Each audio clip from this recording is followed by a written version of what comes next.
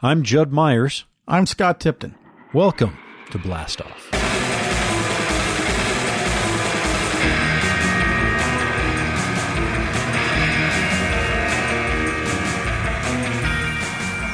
Our guest today is a legend in the world of animation. In the last 20 years, there were only a handful of writers and artists crafting what turned into the most successful run of comic book cartoon hits in American history. This man was one of those creators. He started his career under the direction of Bruce Timm on Warner Brothers' Batman the Animated Series and Superman the Animated Series.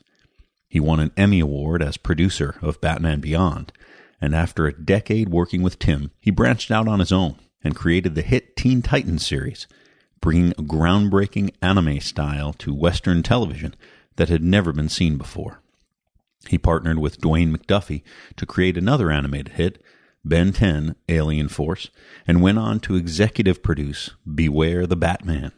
He even won an Eisner Award in the world of the comic book printed page for his work on Batman Adventures Holiday Special. If you haven't read this seminal Mr. Freeze story, you need to go to your local comic book store and insist they order it for you.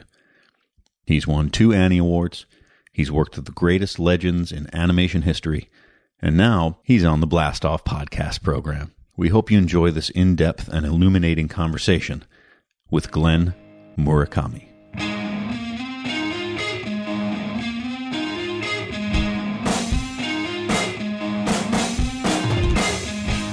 Glenn, thank you for joining us here on the Blast Off podcast.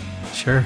I like to start off every one of our shows with what I think is one of the most important questions that we ask, and that is, what is the first comic book you ever remember reading, or which one that stayed with you for the most, or that was the most important? I think about that kind of stuff a lot, and I think back, and I'm like filling in the pieces. It's like, oh yeah, I had I think a Marvel team up or whatever, but it like fell apart probably right after I got it. So it's like the chronology on some of it, I don't really remember, but probably the comic that was a really big deal was probably X-Men 107. Oh. I bought that off the stand. Okay. I liked Iron Man. I only got comics, it seemed like, when we would go on like summer vacation and long car rides. And I don't remember like a regular store. I had a couple issues of Marvel's Greatest Comics, like Kirby reprints. Yeah, the reprint. I also remember, the bagged comics. Oh, with the kind that were on spinner racks, I had like 3 of them. Yeah, I remember like going to an Easter thing or something like that, and my grandfather pulling out like a bag right. thing and then like cutting it open, and it was Hulk 181. And I'm like, mine. I remember that, so I had that comic. And then you rolled it up and put it in your back pocket. It disintegrated. I mean, it was coverless, and I don't think I have any shred of it. I remember a few DC books. I remember Superman fighting an abominable snowman. I remember that, and I remember, what was it, World's Finest? It's like a Batgirl falling off of a roof of a building and Superman going to save her.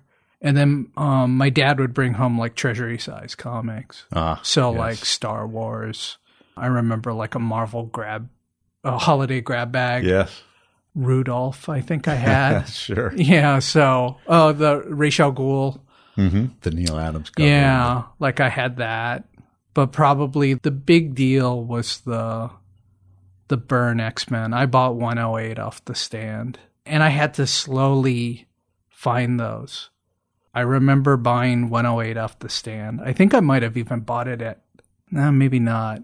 I know I bought like 121 at the comic vendor. Do you know what the comic vendor was? Yeah, of course.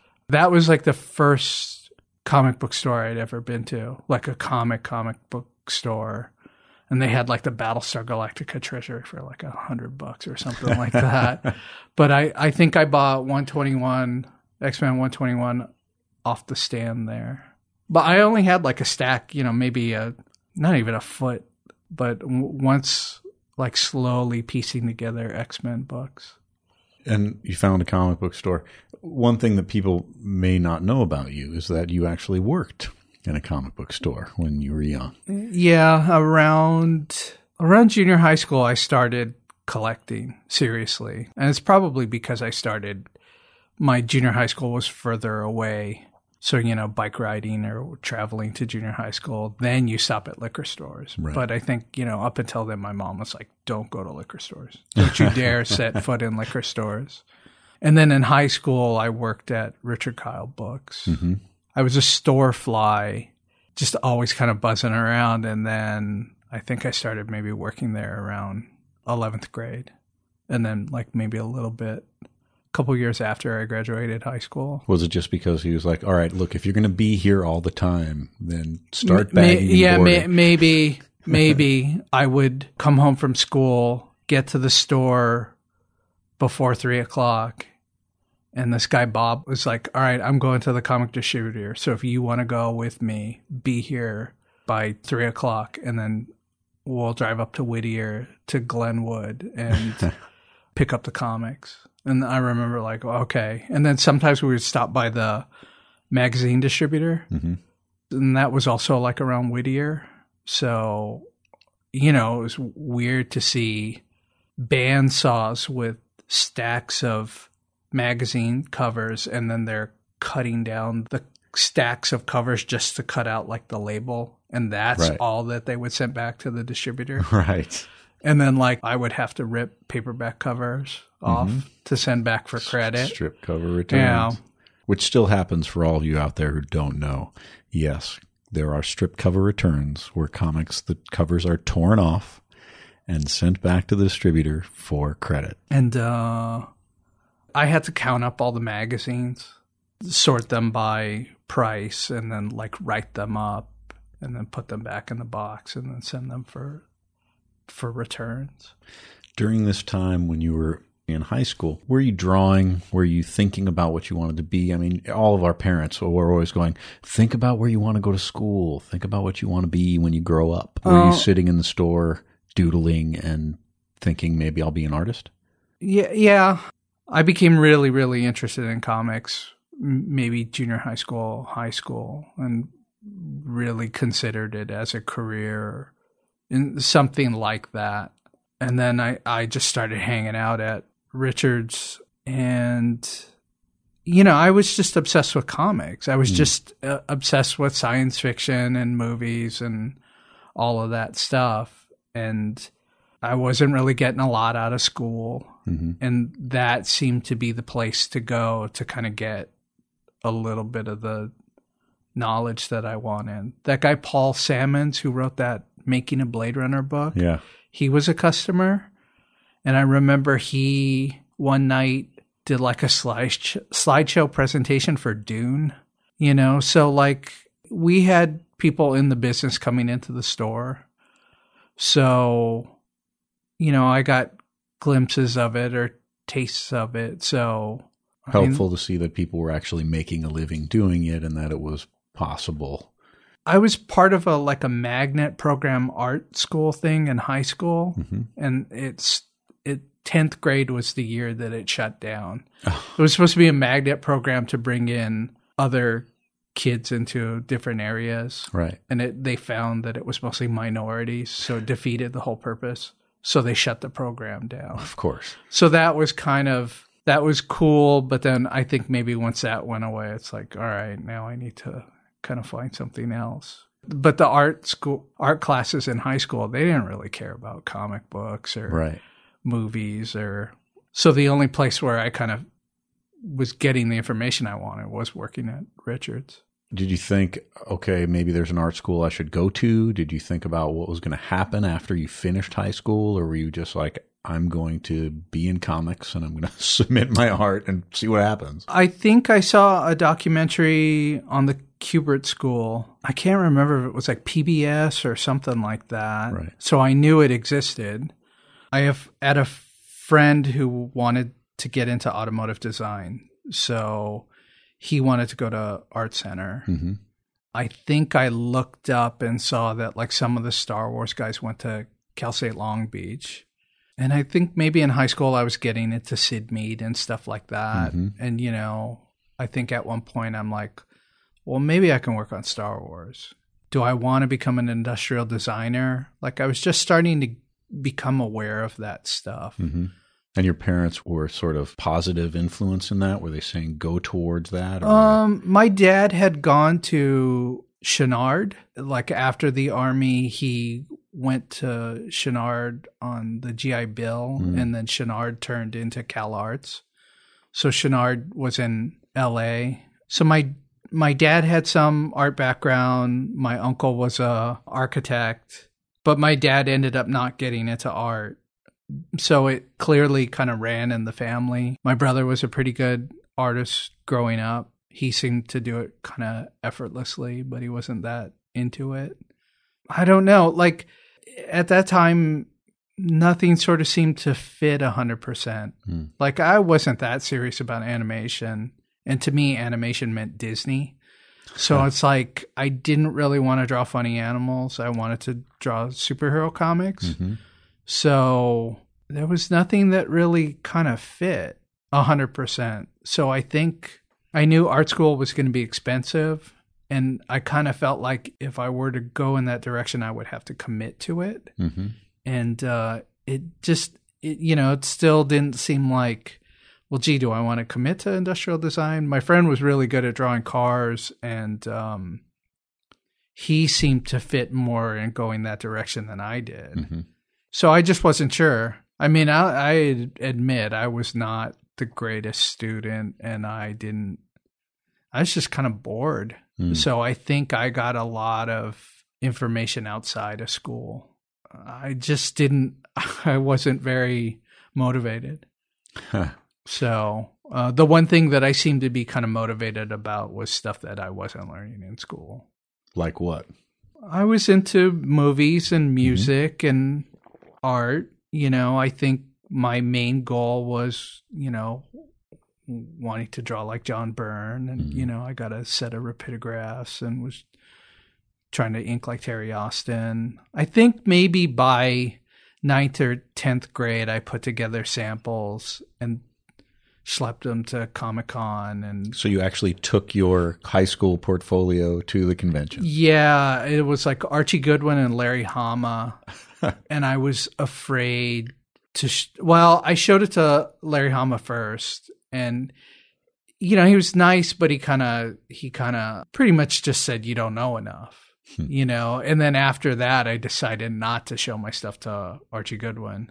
And I think I dropped off my samples with maybe like Bill Willingham and Jeff D, because they were like doing like a superhero game for like TSR or something like that. Oh, those days. Yeah. And I remember seeing their artwork and kind of liking it. And I think they were very positive.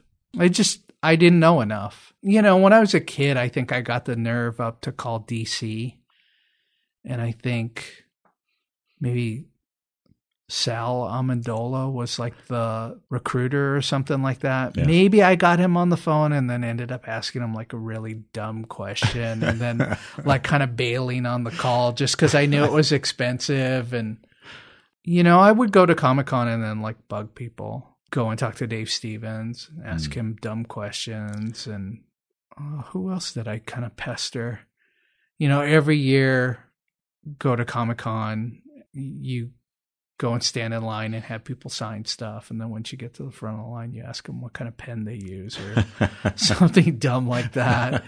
I had How to Draw the Marvel Way. I got that for Christmas and read that and probably understood about half of it. Didn't think I could draw the Marvel Way. You know, I think I got a brush and a quill and tried to ink, and it was horrible. And the mid-'80s were a good time, I think, for comics, just because things were really starting to blossom and take off. And I think that's when maybe I felt like I maybe could do it. I could fit in just because I started discovering other artists. The independent scene was starting to break. So in some ways, you know, I was a big American Flag fan. I was a big Dave Stevens fan. I got into Mr. X. and Love and Rockets, and I think I started to discover Crumb, and I was really excited by, what Sienkiewicz and Frank Miller were doing, and, and then discovering Mobius and Jordi Bernay, and I think I started to see there was more out there, so maybe I could do this. Isn't it interesting that a lot of these people you're talking about, it's almost like they're designers. I mean, Bill Sienkiewicz is like painter and explosions of eyeballs and things like that. And then Dean Motter is sort of like sort of retro, a lot of shadows and hard lines and things like that. All these people were doing something that was very specific. It was almost like design work because we hadn't really seen it. I think it was just showing other possibilities. It was like showing a range of what comics could be. And I think, maybe mid-high school, I was starting to become more interested in music and girls than I was superheroes, and the comics were starting to kind of reflect more of my interests, What kind of music were you listening to? I got to ask. I had an older brother who was really he played guitar and was in like garage bands and stuff like that. So there was always music. Because of him, there was always music around the house. And he's 4 years older. So I think I got exposed to a lot of music at an earlier age. He was in like jazz band in high school, so he would have to play like halftime shows. So I think because of that, the teacher made him listen to everything kind of. So like, he's got to play Commodores. He's got to play Chuck Mangione. He's got to play Steely Dan. So, my brother was really into Van Halen and stuff like that, but he brought home other stuff. He brought home Sugar Hill Gang and Chic and Devo. And I think because I sat around and drew all the time, I just listened to music all the time, so. Do you still do that? Oh, yeah. I think music is a big part of kind of inspiration for me. I mean, just because you're sitting there for hours and hours and hours. Right.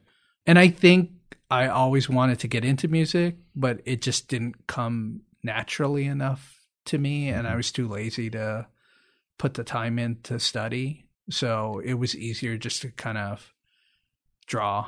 Drawing came easy to me, so I think I stuck with that. But yeah, music has always sort of been a big component, I think. I think it's just sitting there for hours drawing. While you're doing that, you listen to music or listen to interviews with people, or it's just like the comic stuff. You keep hearing the same names over and over again. So it's the same thing with music. It's like, this guy keeps talking about this guy. This guy keeps talking about this guy. So you just start to investigate all those people. You think you could put a playlist together for each of the shows you've done? All the things you've worked on, there's got to be like, this season of this show, I was listening to the Pixies, and this season of this show, and it informs your work. I don't know if it informs my work. I mean, some of it, I think I'm embarrassed by too, just because I think I do have a real sort of pop aesthetic. I don't think I'm super indie, but yeah, the Pixies were a big revelation. I have a soft spot for girl bands, and I'm still learning about stuff. And then there's like a whole area of music that I just kind of never really got into. So maybe I keep circling back around. And I think I was born a little too late. I missed a lot of things, like bands that I would have probably have really liked to have seen. You just missed it. Almost everybody I talk to says that. Yeah. In every era, they feel like they missed the thing before. Yeah. I think I like that jingle jangly guitars and those kinds of bands, and like a lot of things that are sort of inspired by the 60s British sound. Yeah. So, and then, I was real pretentious in my 20s, and we all were. I wanted to get into jazz, and I got into all that stuff. So, I look back and it's like, that was real snooty. But how old were you when because, there's a lot of people who are listening to this that know who you are have heard certain stories, but how old were you when you first made a way into the animation world? Because you wanted to be a comic book artist, and you ended up going in a different direction. I floundered around right after high school, and I think I didn't quite know what I wanted to do. So I didn't start working at Warner Brothers on Batman until like I had just turned 23. Wow. So from like 18 to 23, you were just sort of kicking around, drawing. I was a bum. I mean, I did. I think art-wise, I think I kind of got a lot better after high school. Mm. You know, I think you grow up too. Right. You know, so I think you can only move so fast. I think maybe you're only ready for certain things at a certain age. Mm. It's funny. I worked at Richard Kyle Books. It was like a, new comic book store, genre fiction, like new periodicals. Mm. But I didn't really start reading until after I left. Like I really started kind of buckling down and like reading a lot. But the whole time I worked there, I didn't really read that much. It wasn't until after I quit that I really started to like read. Interesting. And I probably read a lot of stuff that I probably should have read in high school, but I just didn't do it. This guy I went to high school with, Keith Wiesner, I think he was a big influence on me too. I mean, I think wasn't he the one that sort of recommended that you? He was the one who got onto Batman first. Okay. And then I think I had interviewed and they're like, well, we're looking on Tasmania. And the day I went up for my interview, they canceled on me. So then Keith took my portfolio into the Batman guys and said, hey, look at this. And then they went, well, all right. I had a portfolio and then I had 2 sketchbooks.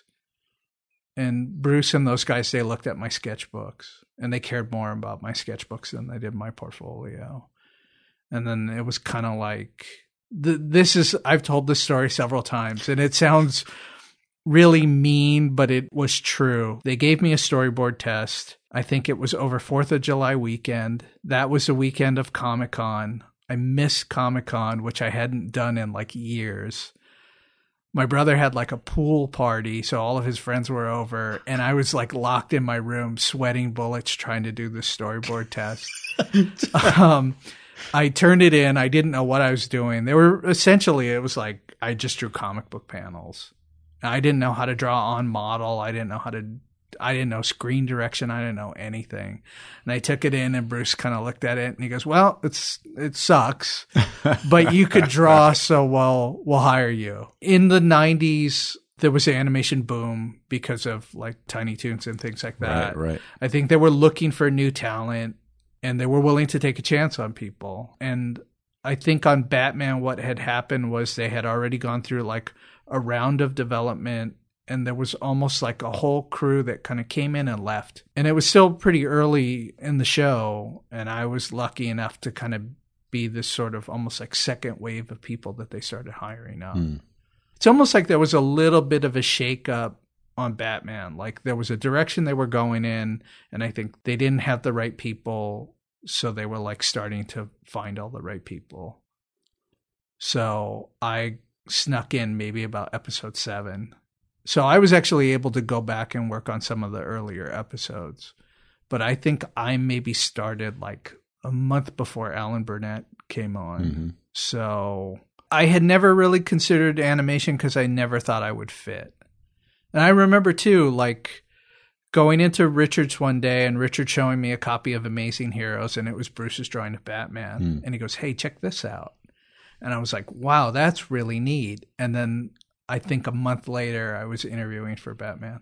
Wow. And it wasn't even like I set out to do it. Everything just kind of fell in line. So you're there. Okay, you get a gig. I'm sure your parents were like, great. You're working in animation. You're going to get a paycheck. But what were you doing there? Like, here you are. You're sort of green. You can only do so much. Did you just go like, okay, I got to learn all this? I think I was a little bit of a floater. I think they didn't know what to do with me. I know I did a little bit of everything. I did storyboard cleanup. I did character designs. They needed some breakdown for the flame on the Batmobile in the title sequence, and then I had to do like a little diagram chart of how the flame worked. I didn't know what I was doing. It's like, do this, do this, do this. And were there people there who were like, Glenn, here, what you do is, was there anybody there who was like helping you along, or did you just like, all right, I'm in this? You're in the deep end, and it was all pretty new to me. It was all socially, it was new, and it's a big change from like just kind of sitting in your room drawing to now being in an office, right? Working with people, even socially. I mean, because I didn't go to college. I mean, I did, but like, boom. I was like, I went in and then just kind of floundered around and then just walked right back out. So I just think socially, that kind of environment, it was like a real job. I went from that to like kind of moving out and getting a place, and like it was like all one big step. I mean, I probably should have gone to college and gone through all that other stuff. It just didn't, I don't know, low, what's the word? I wasn't a self-starter. I wasn't kind of, I don't know. I feel like I had to learn like a crash course. Sure. People could see in your craft, there's something there, and there's something that is happening. I don't think people really care about your education when it comes to if your work is good. And I think what it was for my age, I knew about stuff that I shouldn't. Right. Like, why does this kid know about this stuff? And it's probably because I worked at Richards, and Richard would talk about famous illustrators, and he would talk about newspaper strips, and he would talk about illustrated magazine circulations, and he would talk about pulp novels and stuff like that. So I got kind of a crash course on how science fiction publishing went. So that's kind of where my interest lied. I bought those. I can't remember what video company was it. I think it was like Good Times. Do you remember that? They were really crappy, cheap $9 VHS copies. Yeah, they were of like Phantom of the Opera yes, and like I remember. the Third Man. Like, that's the kind of stuff that I was buying because Richard would talk about Orson Welles. And I'm like, what is this stuff? So he would, you kind of forget for a while. You couldn't just go and find a copy of Frankenstein. You couldn't just go and find a copy of, there was sort of a reason why some of those films they weren't lost films, but it was just sort of the beginning of VHS too. Right. So that's what I had. I had a crappy copy of The Third Man that was probably like on EP or something like that I would watch over and over again. So, and the Comics Journal was great in that mid 80s period.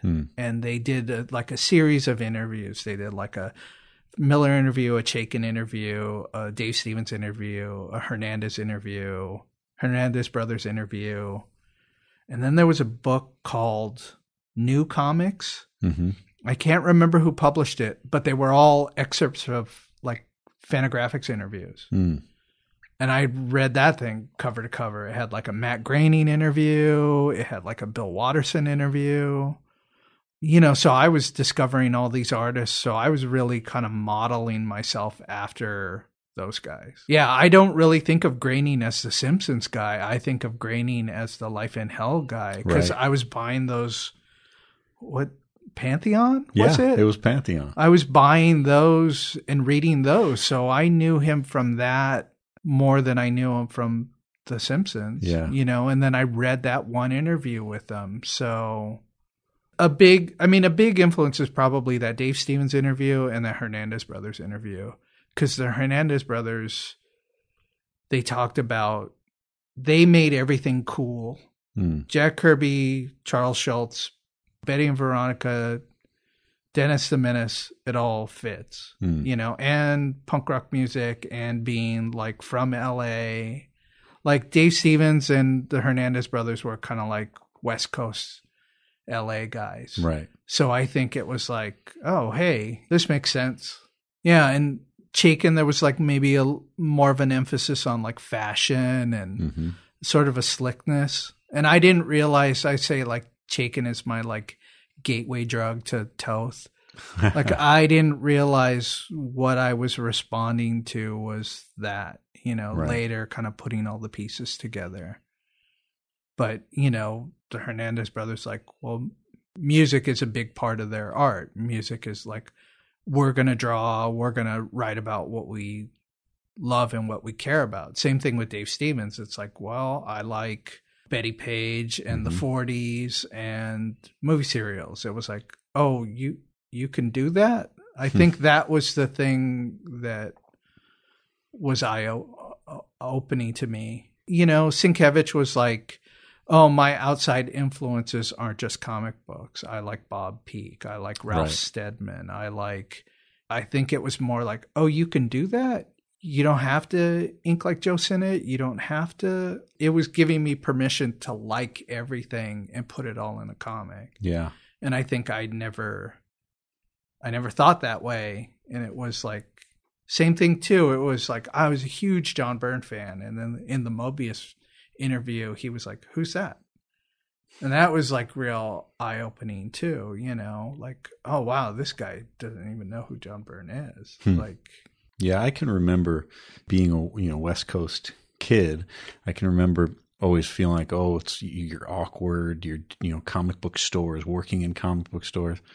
And then one night I ended up in a bar in Hollywood with Miguel Ferrer and smoking pot and drinking. And then he was like, yeah, let's go. I want to go see my friend Dave. And I was like, all right. And we got in a car and drove up into the hills and knocking on a door late at night. And Dave opens the door and he's like, oh, come on in. I'm working. And we went in and there he is with a big easel and a naked, gorgeous woman, just totally naked. And I'm like going, oh my God, this is Dave Stevens. And he's like, I got to keep working, guys. I'm on a deadline. And we just sat there drinking, staring at this gorgeous woman while he's, drawing. And I thought, oh my God, you can be a rock star and be involved in comics. Like, oh my God, it's cool. It's cool to be in comics. Like it actually does happen. I think, that was another component. Like Dave Stevens kind of looked like he didn't look like a comic book artist, right? Right. And like, I remember my friend Keith and I going to a Pixie show up in Ventura, and Jaime and Gilbert were there. And we're like, there was something cooler about this newer generation of comic book artists. And I think comics seemed elusive because it was always like, they're published in New York, it's real East Coast. And it's like, well, that's not my reality. I don't fit into that unless I'm willing to kind of move there. And it wasn't until like you started seeing the doors kind of open up where you're like, oh, well, maybe I do fit in. Maybe I can do this. Do you feel like, you have had great success in the animation world. Do you ever think about, what if I made a different choice and went deeper into being a comic book artist? I'm not saying regret, but I am saying sort of the alternate reality of Glenn Murakami. If I had waited just a little bit longer, I probably would have worked at Image. Because two guys who grew up in my area that were like, went to my high school, a little bit younger than me, they ended up working for Liefeld. So just by that, the timing of it, I got into animation. Like I went this way, Image boomed, and all these guys got into comics because of Image, and they were West Coast and all of that. So yeah, maybe if I had waited a little bit longer, but my taste, I was moving away from superhero comics. I was starting to become more interested in this other stuff, and working on Batman, everything fit, everything clicked. It was like everything that I wanted to know about or learn about or was interested in, suddenly it all opened up to me. So I got a really great education working for Bruce. It took a while, but then I think Bruce started to warm up to me. But then I would kind of say, hey, what about Frank Robbins? He's like, you like Frank Robbins? And I just know a little bit about Frank Robbins. Mm-hmm. And then the next day he'd bring in a stack of Frank Robbins comics. I would say, well, I kind of like this artist. And I think he would just shake his head thinking, wow, you're an oddball. Like, I mean, because I knew about Tony Sammons, and Tony Sammons worked on Batman. So I was interested in these artists that kind of maybe fell through the cracks, but I would bring it up with Bruce, like, oh, I really like that Trevor Von Eeden Batman annual. Like, okay, have you seen this? Have you seen this? I was obsessed with that Kevin Nolan Man-Bat story. It's like, that's kind of like pre-Mignola, but that really spoke to me, so I think I walked in and it's like, I was just starting to find Toth. I was, probably in high school, I was just starting to get into newspaper strips and Kirby and I was connecting the dots. I was like piecing stuff together. So Bruce probably liked that about me, that like, okay, this kid's doing his homework. He's trying to figure it out. So how many years for, Batman? Was it a 5 year? It was 5 years? No. Batman was, I think, 91 to 93. Okay. That was 65 episodes. Then Mask of the Phantasm. Right. Then I think 20 more. So a total of 85 episodes plus Mask of the Phantasm. Then done. Then there's about 2 years. There were 2 years you weren't working with him at all. You were... I left, tried to get into comics, worked with Kevin Altieri on the Gen 13 cartoon. Right. I got to meet Jim and Jeff Scott Campbell. And looking back, I just didn't know enough. I didn't know enough to like kind of venture out on my own and do what needed to be done. I now look back on it and kind of cringe a little bit just because I just didn't know enough. About sequential art comic book storytelling? No, just not enough to do the character designs for that Gen 13 thing. I had a slick enough line and but I just didn't know enough to venture out on my own and be a leader. Yeah. And then Superman was happening and then I went back onto Superman as a art director. But for about 2 years, I kind of floundered around trying to be a freelancer. And it wasn't easy. And I knew I was slow. I mean, I wasn't fast enough to do a regular book. Slow how? Like what? I just was anal. I was just too precious. It's amazing to me because it's like the whole animation field is all about you're on a fast freeway. There is no stopping. You are like, you get to the next one, get to the next one, get to the next one. I was just hanging on for dear life. I tell people, you kind of have a bag of tricks. You go in, you think you're a pretty good artist. Then someone says, draw the back of this character. Then you suddenly realize, like, I don't know how to draw a gangster in a double-breasted suit. I don't know what lapels look like from profile. I don't know how to draw a 3/4 back of a fedora. You start realizing you've only drawn Wolverine screaming from the front and you didn't draw any backgrounds and you only drew what you wanted to draw and you got real good at kind of maybe inking sort of slick. But then when you have to draw a person in normal clothes standing, suddenly you realize, like, I don't know how to draw that. I got my butt kicked kind of during Batman. I mean, I realized what I didn't know how to draw. You stare at a white piece of paper and it's like, all right, you have this much time to draw all this stuff. I look back on that work I did. I think it's pretty cruddy, honestly. I mean, I feel like the wave of talent that came in after Batman, like the skill level is so much higher. I think Shane Glines and James Tucker and those guys kind of grew up on watching Batman. So when they walked in the door, they had kind of already had it. And I worked with guys younger than me on Batman who were going to Cal Arts. I didn't know anything about animation. I didn't know who Ed Benedict was. I didn't know who Milt Kahl was. I didn't pay attention. I mean, I wanted to draw X-Men. I didn't know any of that stuff. Did you think you didn't have a future in it and you were just like kicking around in the animation world for a while before you got your own comic book? You know, I was very lucky. Bruce was very, I think, patient with me. I think the one thing that I think was kind of good about me was you could knock me down and I'd get back up again. Or Bruce wanted certain things and they made sense to me. So I'd go, okay, I know how to do that. I don't know if I did it very well, but you know, I apprenticed, you know, and I think that was good for me. I think there is something to kind of ruling panel borders and stuff like that. I think you draw pretty good, but then when you sit there and you have to kind of draw with a ruler or you have to do sort of a disciplined technical thing, you sort of realize like, oh yeah, I don't know how to do this. I had to catch up for some of the guys who had been doing it longer than me. You know, I didn't have any experience. I think I was just willing to do things differently than maybe some of the guys who had been in the business longer.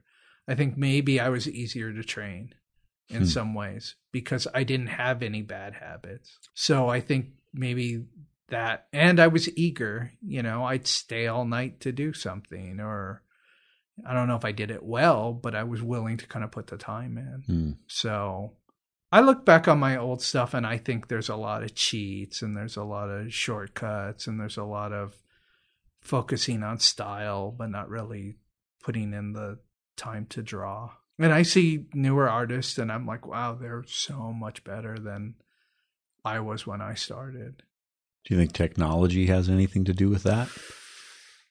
Because I'll be honest with you, I've seen some really amazing artists who sit down at a Cintiq or, you know, sit down and do this extraordinary work, but you put a pad in front of them and a pencil and they have difficulty. Maybe. You know, I tell a lot of people now, I think the biggest thing that I think I've realized is the biggest thing probably I struggled with is like, you know, fear and insecurity. And I think even that gets in the way of kind of learning.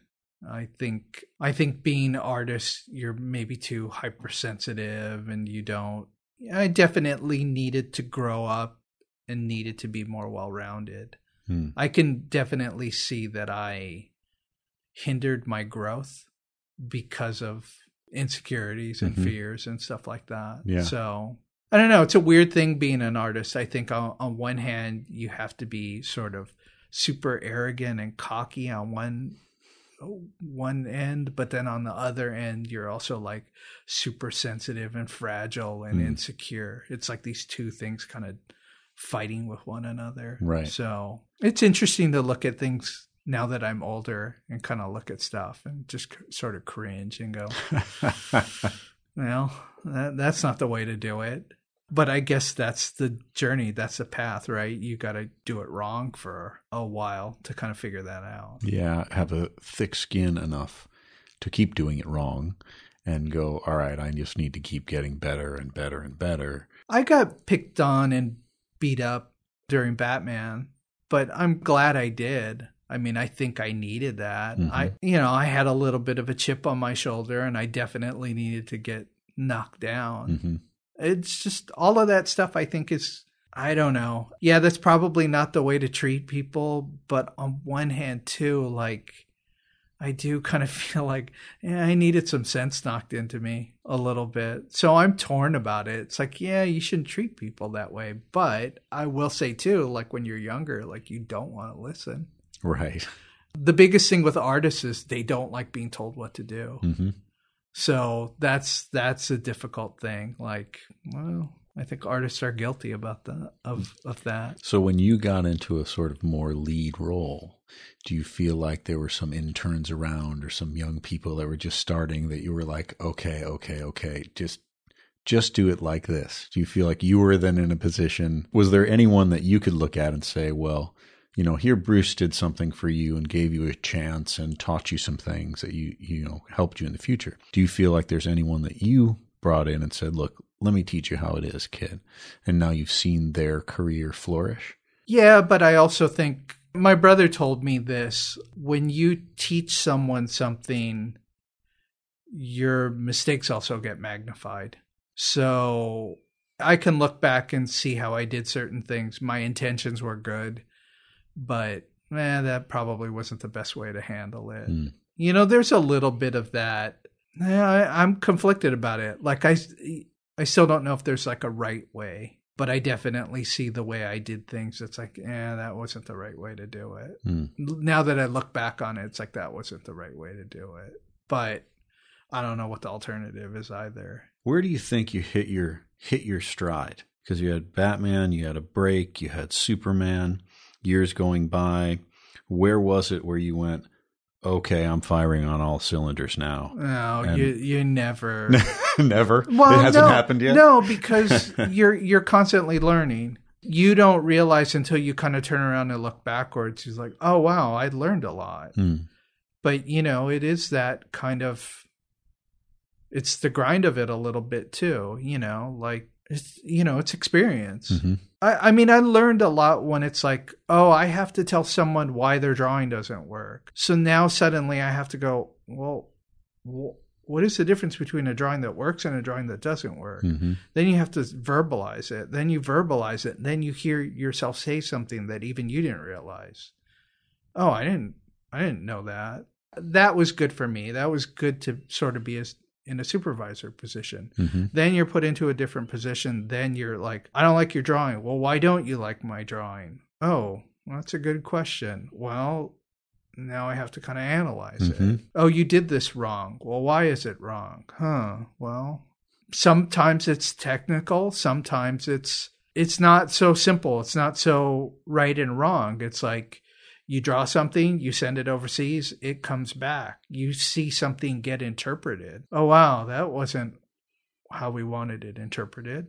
That informs your decision on how you move forward. That informs your decision on how you tell other people to do it. I tell people, some people may not like what we did on Superman, but there's no way we could have gone right from Batman to Justice League. There was that growing process. Superman was not an easy show to do. Yeah. Like, we learned a lot doing Superman. We learned a lot during Batman. We learned a lot during Superman.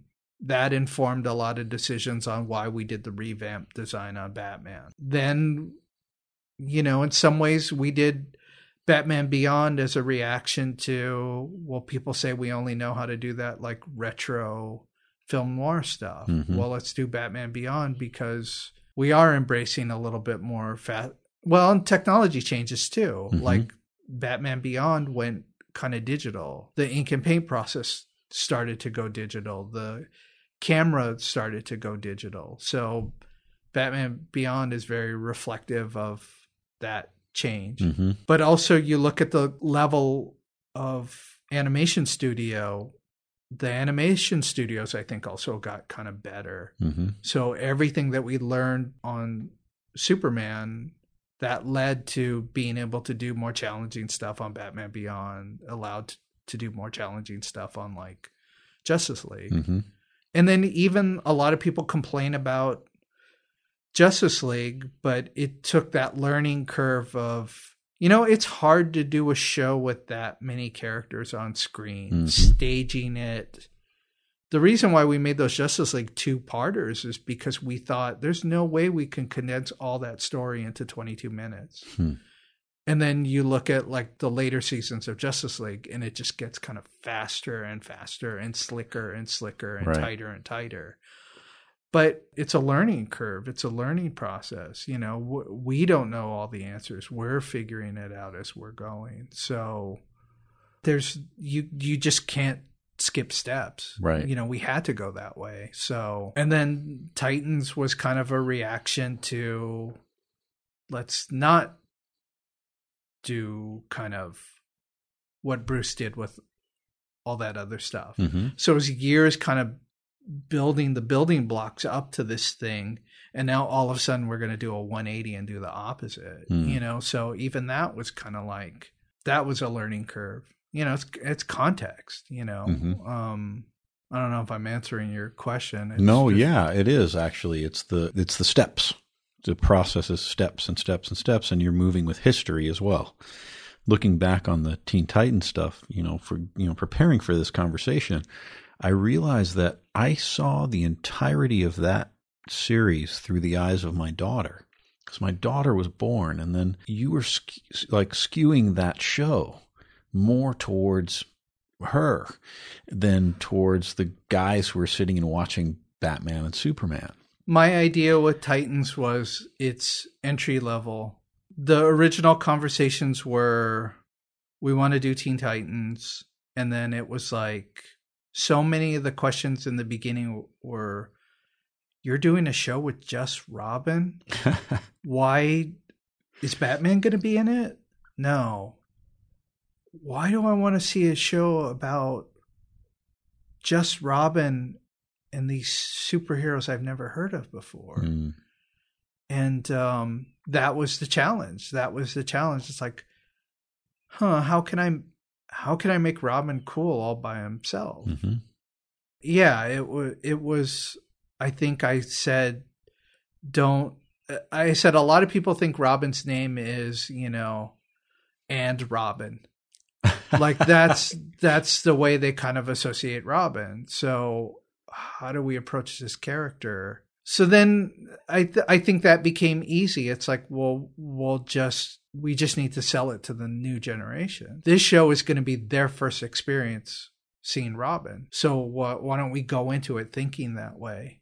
And it's funny. I tell a lot of people my inspiration for Titans was kind of the young ones. Wow, that's interesting. It was kind of like the young ones, or like maybe even a little bit the monkeys. There's one episode. I can see that. There's one episode of the Monkees where I remember seeing it where the monkeys are hanging out in their clubhouse or whatever, and then it was like, ho ho ho monkeys. It's like ho ho ho Jolly Green Giants, and then the secret agents showed up. And I was like, oh, that's interesting. In this universe, there's groups of these 4 guys and they all have these kind of motifs. So then I think I started thinking, what if they just wear their costumes all the time? Like they don't even think of themselves as like superheroes. They're just kids and that's how they dress. So that's kind of the angle that I was kind of looking at. So it's like, well, they don't have secret identities. They're just the Teen Titans all the time. It also simplifies things a lot. And for a kid, keeping it simple is very important. I just thought giving them secret identities made it more confusing and less relatable. Like I thought the concepts were alien girl, witch magic girl, shape-changing boy, robot boy. Like it just seemed like that's enough for people to handle. You don't need to complicate it with another layer of, and here are their secret identities. It just seemed like, let's think of it from and I guess I felt like at the time kids were starting to dress more and more like manga characters in real life. That's true. So it was like, well, to the new audience, a kid wearing a cape, wearing a mask, isn't that strange to them? It's strange to us if we're looking at it from a comic book superhero standpoint. But if you're just looking at kids like growing up with anime and stuff like that, it wasn't that weird to them. Right. So it was like approach it more from that angle. So it became kind of don't do what we did on Bruce's shows, kind of come at it from a slightly different angle. That's what I was thinking about. I mean, that's all Gorillas was starting to become real popular. Fooly Cooly had just come out. Right. Anime and manga were starting to become more popular. And cosplay was starting to really be a norm. Yeah. It just seemed like that was the approach to take with Titans. It was like simplify what the comic was. But then also too, it's a new generation of comic book fans. I felt like, yeah, comics were starting to age up, and they were saying like, yeah, the demographic was like in their 40s. Mm-hmm. It's like, you got to start making this so new kids start to come into the comic book store. During that time, I keep using my daughter as an example, I had my comic shop and the action figures relating to the animated shows. It was almost like lightning fast. The action figure came out, the show was happening. Sometimes the action figure came out before the damn show had aired. And you're like, why do their feet why does it look like that? And then, okay, it's because there's a new design or something changed. And thinking of my daughter and the kids who came in, they were running for the action figures, watching the show, and we were begging for more comics to try to go along with it. But were you ever driven by that? I know that Young Justice, eventually it was sort of like, okay, the action figure market is drying up, and that affected the continuation of that show. I wasn't.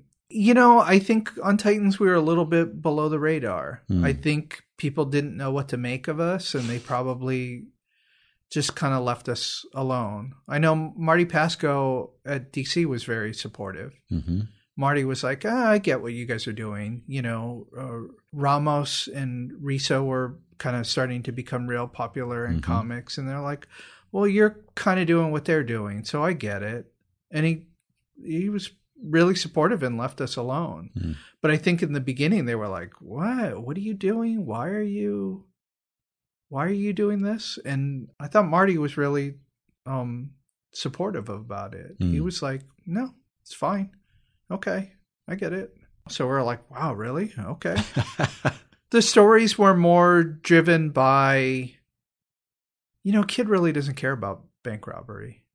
So David Slack and I would kind of talk about it. It's like, well, what do kids care about? Like, bullying or, siblings or, rivalry and stuff like that. So everything was more about emotions than it was about the Riddler trying to break into a bank vault. Right. So we knew that was the key was more on the characters. The key was more on their emotions and how they kind of related to each other. And emotions are different in that, like in comics, you could have two characters who are on the same team together, and there's a lot of sexual tension, and they kiss, whereas on an animated show, it's like, I like you. I intentionally thought with Titans, they're teenagers, so all of who they were what kids feel in adolescence. That was the main drive that I focused on. So Robin, his dad is Batman, so he's trying to live up to his father figure. Mm-hmm. Starfire was the foreign exchange student. Raven was a girl from the other side of the tracks. Cyborg is pretty much a kid who's, if you think about it, he's a kid who gets a man body. He gets accelerated puberty kind of. And Beast Boy is a kid who's kind of, he can turn into anything as an animal, but as a boy, he's still real insecure. Mm-hmm. That's why he didn't talk when he was an animal. That's why we made it like, wow, he's really powerful as any animal, but as a kid, he's still awkward and he's goofy. And so to me, that was the most important part of the Titans, was having that component that felt like what real teenagers go through. Mm-hmm. So it didn't seem appropriate to make it about sex or to make it about, those were more grown up issues. It seemed more important to make them feel like real teenagers. Mm-hmm. So that's kind of, they needed to be relatable. And then it was kind of cool that, Slade ended up being kind of like the evil father figure. Mm-hmm. It's like Robin is trying to be independent, but then he's got this villain who's like, no, I want to make you my sidekick. I want to make you my apprentice. So then it was like an evil Batman character. It's like, right. No, he's pushing against that. No, I want to be independent. I want to be my own person. And that's kind of what the whole show was about, right? It's like, how do we make a show about Robin who doesn't need to have parents around. So that's kind of why I didn't want Secret Identities, and that's why I didn't really care. I didn't want to do stories about Batman coming in and saving them. I didn't want them a bunch of whiny teenagers. I wanted them to be positive role models. You know, I wanted to be kids who were going through problems and then having to kind of work them out on their own. I didn't want it like your parents are there to save you. I thought it was more interesting. Like when you're a teenager, you care more about your peer group than you care about your family. That's true.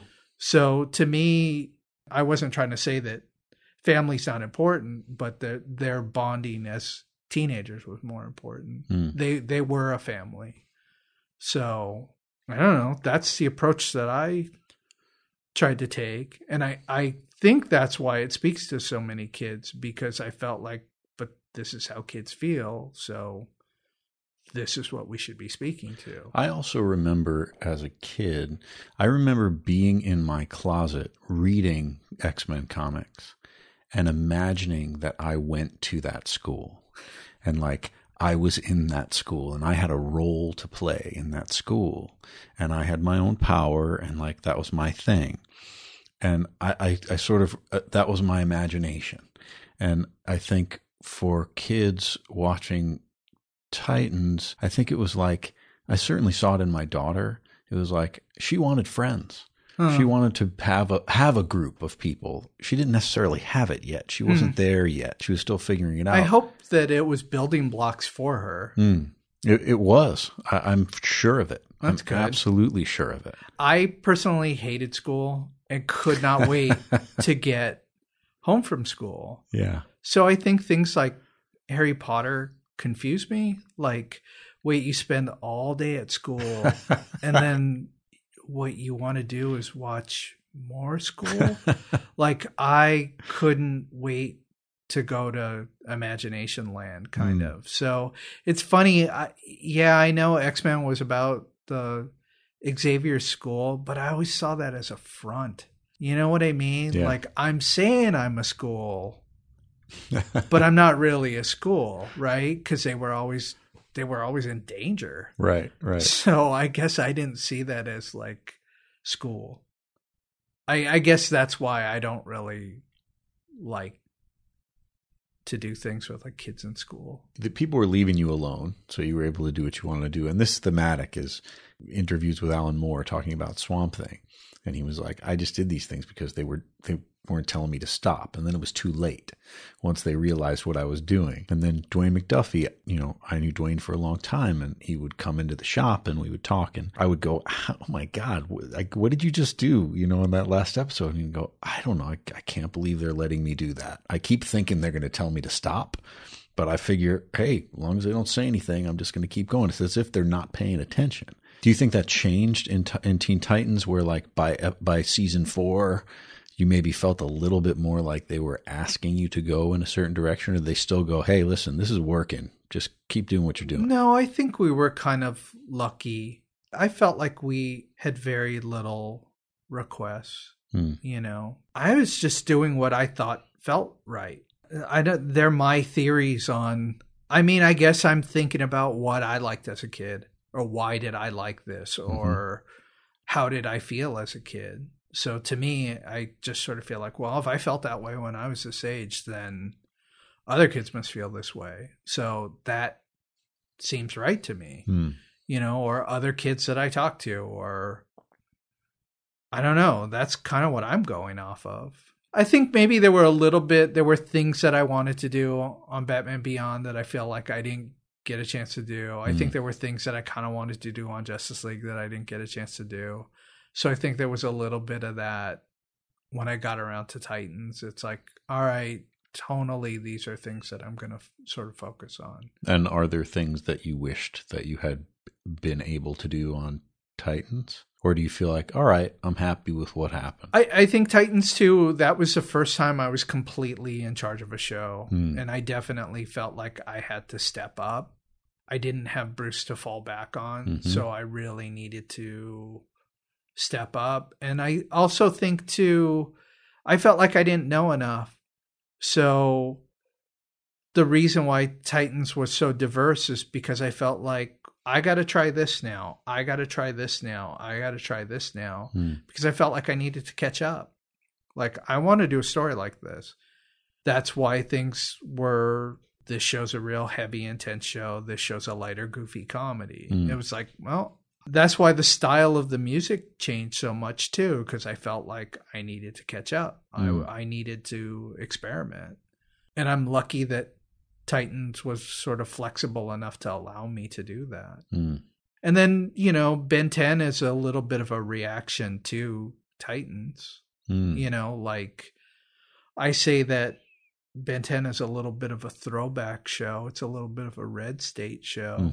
It's kids hanging out at, like, you know, the Dairy Queen in a muscle car, Right. you know, in a cornfield. I didn't want to fall back on all the things I had done on Titans. Titans was definitely a bunch of kids who live in the city and they play video games and they hang out and they have a clubhouse. And Ben 10 was a little bit more, 3 kids wandering around kind of finding aliens. I mean, I wanted it to have a different tone. I didn't want it like, I want everything with Ben 10 to be about the big city. And I didn't want it to be all about like video games and stuff like that. That's why Ben 10 was a little bit more, it's almost like a 70s show. It's almost like, it's like Breaking Away. I'm a big fan of Breaking Away. I love that movie. I love it. Yeah, and I think a little bit like Bad News Bears, that Right. kind of tone. Aliens and stuff, but more from that Close Encounters, Yeah. Twilight Zone That kind of Stranger Things type. Yeah, that's what's funny, because I sort of feel like at the time when I was trying to describe the tone of what I wanted for Ben 10, I don't think anyone kind of got it. And then after watching Stranger Things, it's like, oh, that's what I wanted more of. But I didn't know how to articulate it to people. Right. But it was supposed to be more finding aliens is scary. It was supposed to be a little bit more of a mystery show. And I think they wanted it to maybe be a little poppier. Right. But to me, I'm like, it didn't make sense to me that Ben was a superhero. He's got this watch and he could turn into aliens. But that's not necessarily superpowers. That's a little bit, he's turning into monsters kind of. Right, so right. I think I wanted a tone kind of like the first version of Ultraman is Ultra Q. I don't know if you've seen it. It's a little bit more Twilight Zone. Yeah. So I think I wanted that. I wanted a little more Ultra Q than I wanted Ultraman. I want to talk about the mechanics of something, because the young people who want to get into animation don't necessarily know what the hell that means. They think they just draw something and then they go. But there are so many different levels and so many different things that you do, and there are different roles. Okay. So you started on Batman. You're a jack of all trades. You're starting here. You're doing that. You're doing this. Then the next level up. What is next? What's your next title that you're given? You're still drawing. I went from being a character designer to an art director, which Okay. is kind of rare. And then I went from being an art director to a producer. That's not really the normal path. I mean, you kind of have to do more grunt work and be in the trenches. And I didn't do the years of storyboarding and then work up to being a director and then work from being a director to being like a showrunner, producer. Right. I kind of cheated, I feel like. It probably would have been better if I had gone that direction, but I know I cared too much about doing pretty drawings and being way too precious about artwork, and being a storyboard artist is a whole different, it's flexing a whole different set of muscles. And I wasn't good enough. I didn't have the chops for that. I think maybe now I could probably do it, but I couldn't keep up with the guys who are really good. I mean, I think I'm just too finicky. It's just a different mindset. Clearly I did it, by going the other way around it, but I don't know if that necessarily was probably the best way of doing it. I think I got really lucky. Bruce let me do a lot of things that probably a lot of people wouldn't do. I think he put a lot of trust and faith in me to run aspects of the show that I probably wasn't qualified to do, but he let me do it. You know, running writers' rooms and doing post-production, going to recordings and editing and stuff like that. I think I had pretty good instincts, but you know, that doesn't always make the job of those other people easier when you're dealing with someone who's just kind of going by gut instinct rather than actual technical ability. So I'm very lucky too that on Titans I walked into a well-oiled machine. Everybody who worked on the production end had way more experience than I did, and I walked in and I adopted all of that. I got to work with like a top-notch production crew kind of. And they taught me a lot, you know. So, you know, I work with Andrea Romano. I work with Joe Gall. I work with, you know, Rob Hargraves.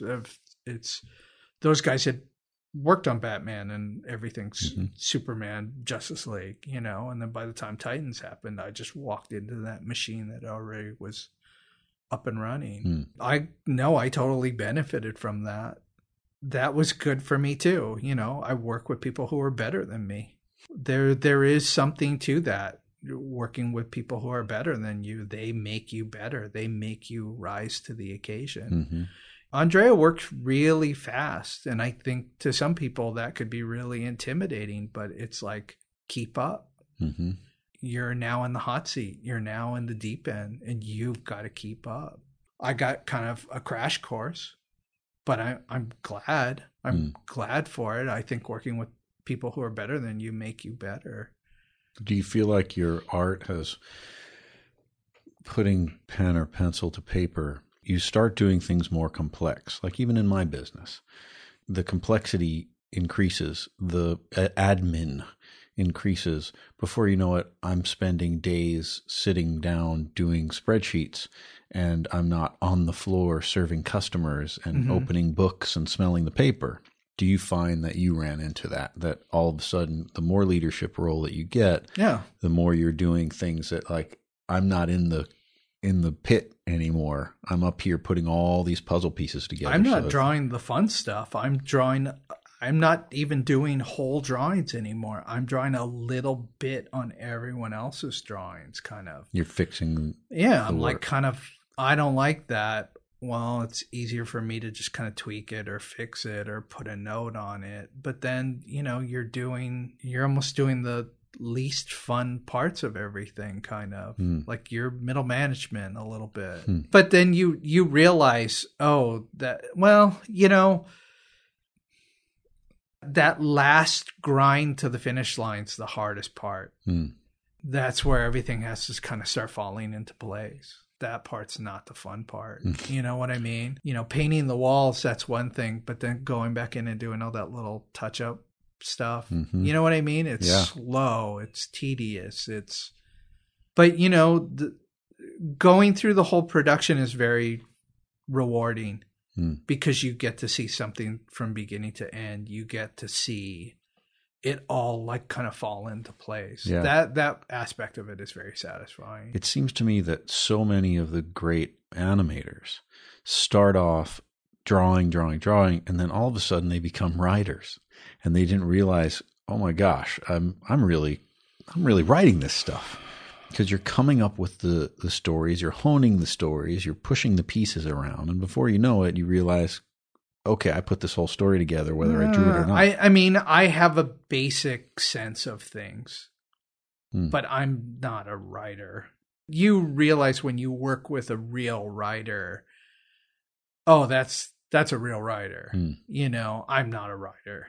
I'm like maybe a storyteller, or I know how to kind of bash things together. I'm not a writer. I mean, I can kind of help break a outline, but I'm going to be really clumsy and on the nose and ham-fisted about it.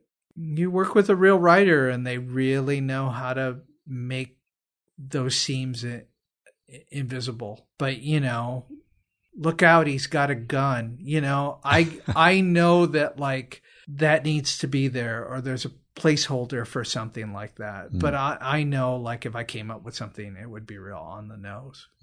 Taste issues. I mean, I think a lot of it boils down to that. It's what your taste issues are.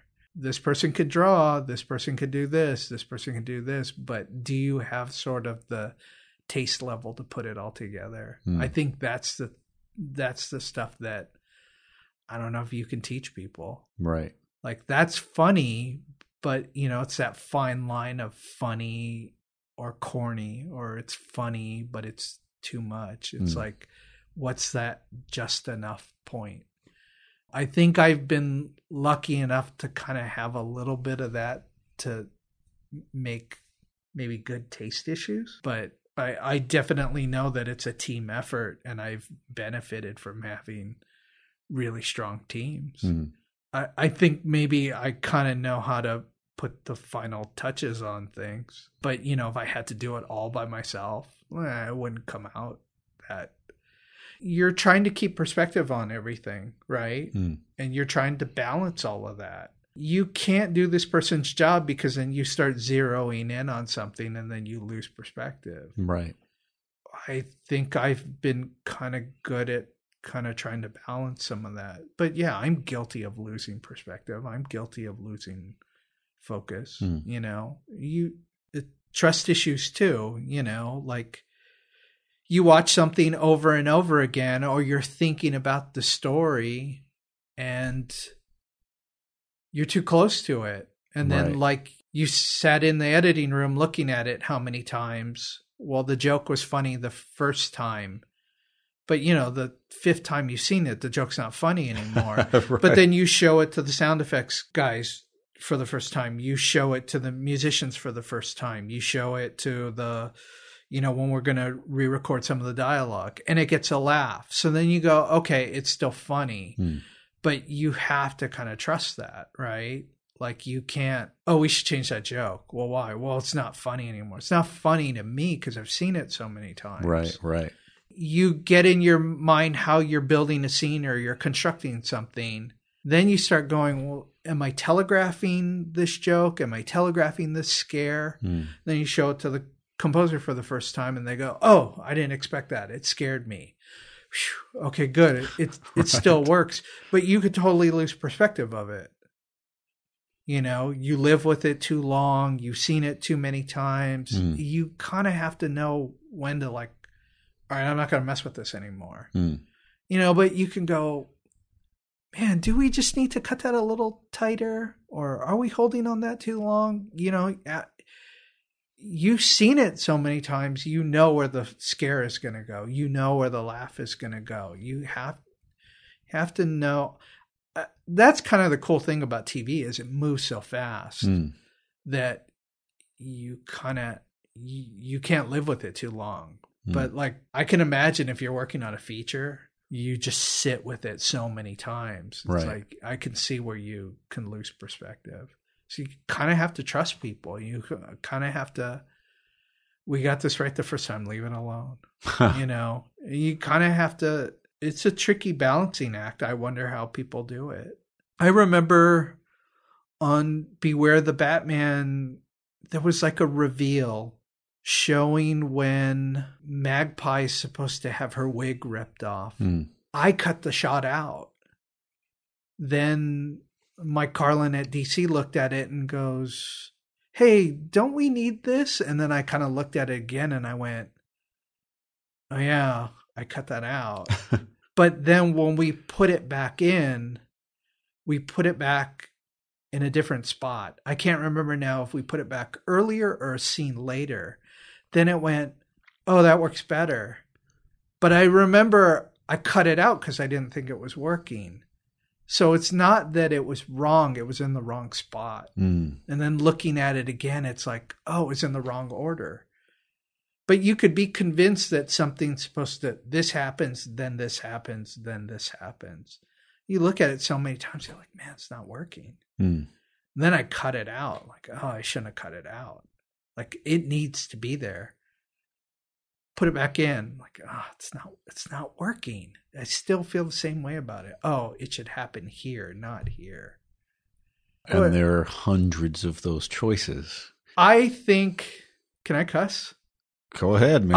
I think in some ways, I think director's cuts are a little bit bullshit because I know that that's Glenn Murakami's cuss word, everybody. The reason why I say that is because if I'm editing something on Tuesday versus I'm editing something on Thursday, I have this much time to edit something. I have this much time to deliver something.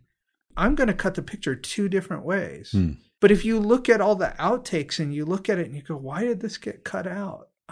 Sometimes I couldn't tell you. I don't know. Maybe there's some people like Hitchcock who have it all measured out perfectly. They know exactly how they're going to cut something. I don't always feel that way about it. I don't always know that. And I bet you if you showed me something on one day and you showed me the same thing on another day, I bet you I would kind of cut it two different ways. So I don't know. That's why I've seen directors' cuts where I think they've made it worse. I don't know if there's that hard, fast director's cut. Maybe guys like Hitchcock. But even musicians who go, this is a hit song and people love to hear it exactly like this, but they played it a million times and they get on stage and want to try something different. Let's throw some jazz in there. Let's throw a little different kind of riff and use keyboards instead, just because, hey, let's play around with it. And sometimes that works and sometimes it doesn't, but they're the artist. They have to make it fresh for themselves. Whereas you're an artist, but at the same time, you're serving so many different people. Well, maybe it's just me then, because I don't feel like I see the drawing in my head, and when I draw it, I'm tracing the thing that's in my head. But I've heard someone like Bernie Wrightson say that. Like what he's drawing is the thing that's in his head. I don't know if that's true or not, but I've never been that way. I feel like I'm kind of carving it out. I'm finding it, so... Or maybe I'm just not skilled enough, at constructing something. Maybe some people can just see it right away. Sometimes it takes me a couple. I know I drive the editor nuts. Like, can I see that again? Can I see that again? Can I see that again? You realize too, you're like looking for a rhythm. This person says this, then this person is reacting to it. Then, that happens sometimes where you're like, the story is constructed, you wrote it a certain way, and then you get to the second act and you go, wait a second, this person is telegraphing information. We should cut that line out so then it's more of a cliffhanger and a mystery. Then that way when you get to it in the third act, you're revealing it. Now you get it. You get why it was written. You get why it was constructed a certain way. But then when you kind of look at it in the editing room and you see it unfold or play out, then you realize, we kind of don't need that line. That line maybe says too much. Just cut it out. And you watch it and you go, oh yeah, that's kind of better. You don't know what's going to happen next. So then when it happens in the third act, then you're like, oh, okay. It's stuff like that where you can like live with something and see it a million times and then realize, oh, we don't really need that. Sometimes it's good. Sometimes it's bad.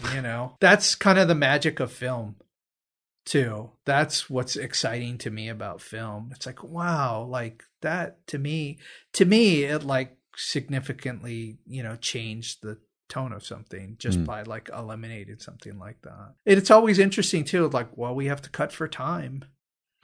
We have to cut stuff down.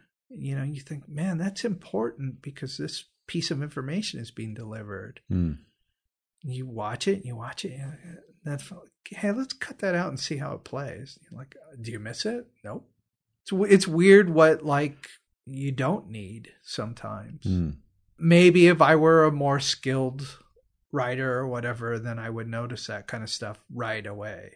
But sometimes it takes me how many passes to realize, well, I guess we didn't need that. I love the process. The process is really pretty interesting. It's pretty interesting, too, when you go into even like what you can do with music. Oh, we're going to play the music for this episode. Gee, I think the story is from this character's point of view. So that's emotionally what the music should be playing. And you watch it a couple of times, you're like, no, it's not really about Robin. It's really about this character. So when you get to this moment, the musical thing that you're playing is actually this other character's point of view. That's the turn. You just kind of don't realize it. When you're constructing the story, you thought this. When you're looking at the storyboard, you thought this. When you're building the animatic, you thought that. And then when you get to the emotional part, the music, you're playing it from a different point of view. It's like, wow, that's pretty amazing how this works. Maybe it's obvious to other people, but it like took me that long before I arrived at something. Like, oh, okay. Or, it's the composer telling me, no, don't do this. Why? It'll tip it. Really? Oh, I guess I've been focusing on it so much that I think that's important. I wanted to make sure I kept that shot in. I wanted to make sure I put that reaction in. Mm-hmm. You're right, but don't play that. If you play that, you'll tip it. Oh, okay. You can be so kind of invested in it one way, but you kind of have to remove yourself from it and think about how the audience is going to see it. Technology has changed a lot since you got in. Yeah. There's been so many things. And we're now at a breakneck pace with technology changing every day. It's a revolution. Some for better, some for worse. I would contend mostly for better, because now you have people who are extremely good at their job, what they're doing. Do you feel like you've lost something a little bit with the speed of technology that's happening? I guess what I'm getting to is, do you draw every day? You're not on a team right now. You're working on something else. Are you getting up every day and putting pencil to paper? I do, just because I'm sort of compulsive about it. Okay. So you've always done that? You've always there were periods when I'm in the thick of a show. I'm spending all day editing. I'm spending all day going from one recording to a mix or something like that. And I'm not drawing. I think I've always been I feel more comfortable, hiding behind drawing than I do probably talking to people or socializing, so. So I remember talking to Sean Galloway. Sean is like a machine. He just doesn't stop. He's constantly doodling. And I said to him, like, God, man, do you ever stop? And he went, why? Why would I do that? For him, it was just more natural to just constantly be in motion. It might be a little bit of a security blanket, though, for me too, that it's easier to draw than it is to deal with things. So I don't know. That's I guess maybe my security blanket. And if you had a choice now, like here, hey, do a new show, would you jump into, let's use every bit of new technology we have at our fingertips? Or would you go, hey, let's go a little old school? If you're telling me I can do whatever I want. No, the technology is just a tool. So I don't want to say anything damning, because there's always, a different side to it. It's how you use it. But I do sometimes feel like maybe you had to be a little bit more precise before because you couldn't screw something up. So you kind of had to make sure you lined everything up. You had to make sure you organized everything. You had to try to be a little bit more exact. I wonder sometimes if the computer allows you to slough stuff off a little bit. So, the composers had to write the music. Then they had to have real musicians play the music, and then you record the music. You record it. You can't go back after that. The sound effects, they're recording the sound effects, or they're cutting tape and they're placing it all in. They can't just start bumping it around and moving it around. It was hard to move things around. Yeah. The computer allows you to go in and do little changes, and it's great. It's fantastic. But I'm guilty of being kind of wishy-washy. I'm guilty of not making exact decisions about stuff sometimes because move that a little bit this way. Move that a little bit this way. Tweak that a little bit more. When someone is painting something and you have to ship off the painting to someone, you can't go back and change it. If you made a mistake and it got sent off, you kind of had to live with it. Sometimes you're fussing with stuff longer because you can keep noodling something. So I don't know. It's not a right or wrong. It's not a good or bad. It's just what I've kind of noticed. Maybe you can mess with it a little bit more. Maybe you can keep tweaking it. Maybe you don't have to make as rigid of a decision of make the decision and go. So having a career, many different shows, many different experiences, probably you haven't done enough comic book work. I just want to say that now. Well, I'm slow. I think I'm slow. I'm too much of probably a perfectionist. Yeah. That I just won't allow something to be. Well, I think you've gotten to a point where like a comic book company might go, hey, listen, take the time that you need if you really want to do a comic.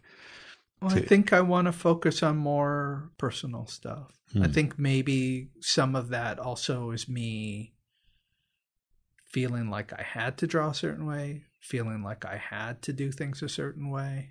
And I think maybe now I'm starting to feel a little bit more comfortable with myself. What does that mean? Does that mean we're going to get a non-superhero graphic novel from Glenn Murakami?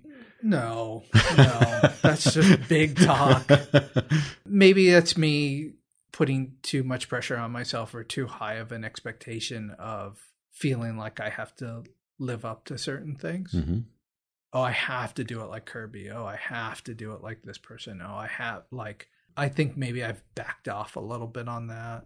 Like, well, how would I do it? I think now I kind of feel more confident and comfortable to kind of go, well, this is how I would do it. Whereas maybe before I was like trying to live up to Bruce or trying to live up to, ideas of what I thought a comic book artist,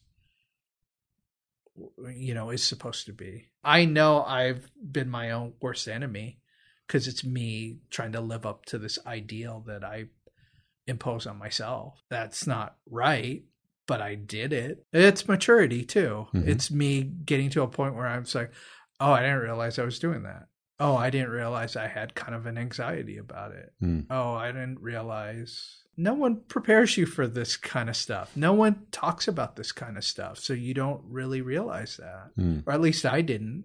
It took me years of kind of maybe having anxiety about it to kind of realize that. I don't have to draw it this way. I don't have to be this person. I don't have to do it the Marvel way, But that's probably why certain things were so appealing to me before. I think when I talk about the artists I like, I talk about them because of how individual they were or how specific they were. And I think maybe I just didn't have enough confidence in myself to let that grow. But I mean, now with in comics, the Image coming back and becoming a genre company with true creator-owned material, having science fiction, having crime noir, you have an opportunity, if you wanted to, after all these years of thinking I was going to be a comic book guy, to come in and do something that is wholly original and in your own way, at your own pace. Does that appeal to you at all? Sure. I think it's always appealed to me, but I think also, too, I'm sort of intimidated by it. I think I've come to realize you have to be pretty confident or sure of yourself in a way. I picked kind of a career where I could be anonymous a little bit. I picked a career where I could be faceless a little bit. I think that was maybe comfortable for me. I think I originally wanted to be an artist who was in front, but I think I didn't have the skill level to do that. I mean, it's taken me this long to maybe start to kind of realize, oh, I needed to learn more. Oh, I needed to do character building. Oh, I needed to, that makes sense. Sure. So I think I always talked about it. I always bitched and moaned about it.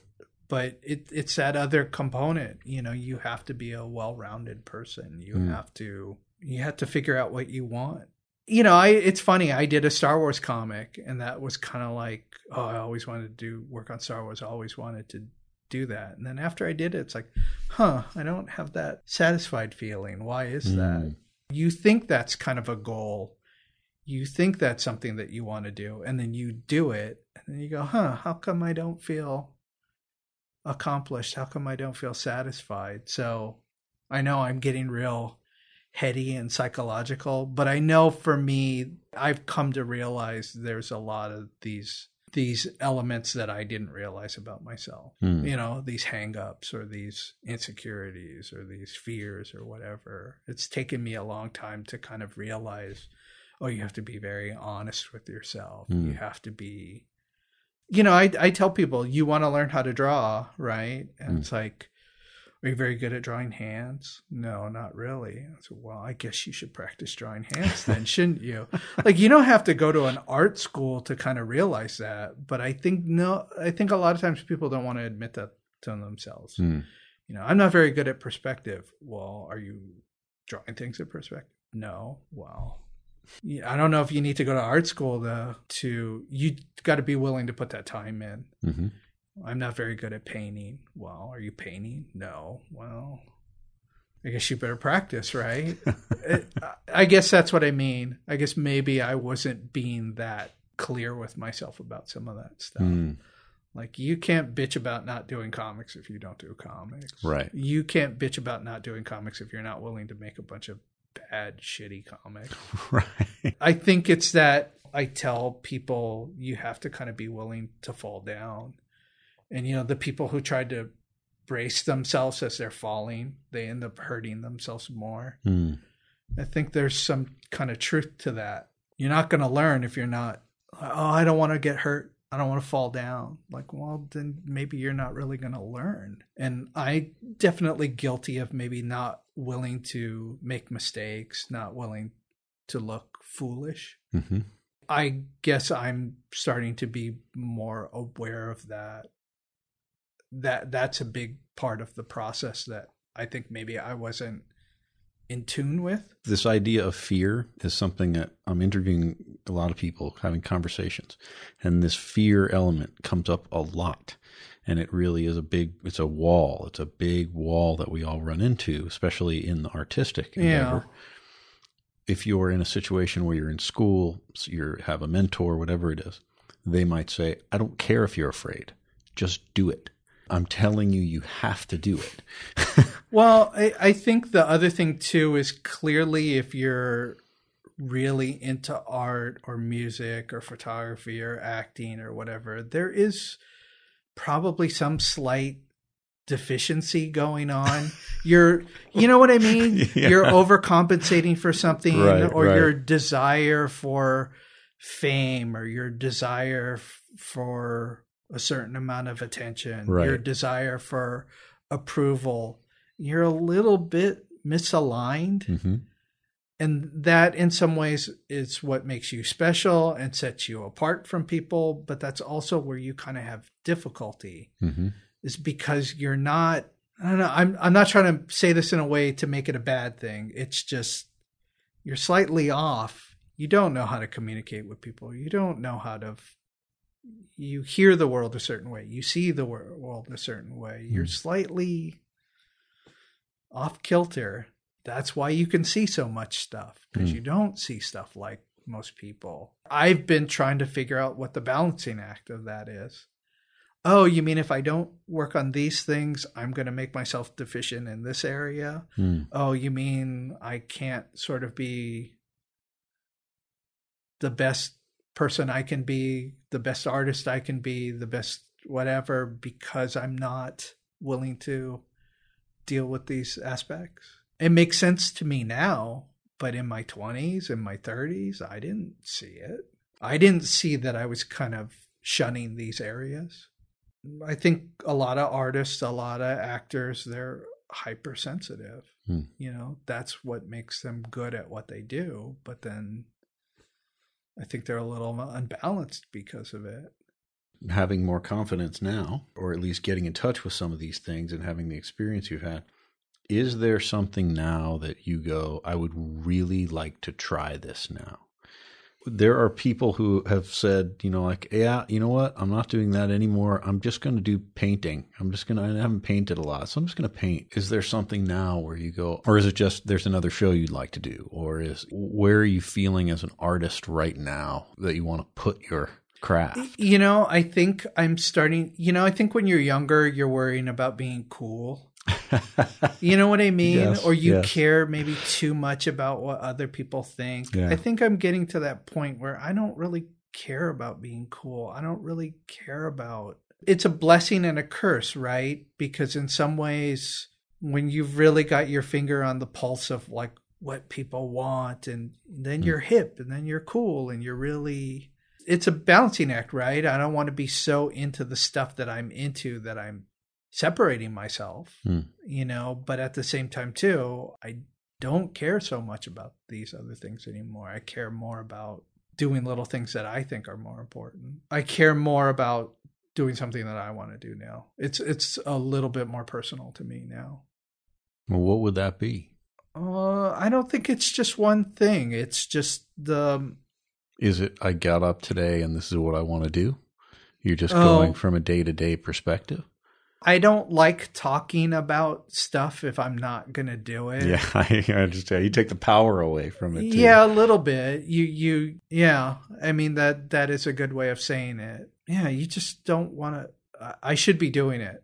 If I'm going around telling you and then I tell someone else and then like, why are you going around telling everybody? You should just be doing it. So now I'm a little bit more, I don't want to talk about that. I don't want to talk about that. It's kicking around in the back of my brain. And it's like, I should really be working on that. I should really be doing that. I don't know. Did I answer your question? Yes, or am I being vague about it? You answered it by not answering it. It's perfect. It's perfect. No, I have a lot of things that I want to do. Yeah. I feel more confident about them now. They're more personal to me now. It's not so much I care about being cool or liked about it anymore. It's, I like this because it's, I don't know, it means something to me. Right. Or I think I feel more confident about making a statement about certain subjects now. Whereas maybe before it's like, oh, I don't know enough to say this. I don't know enough about this subject matter. I don't.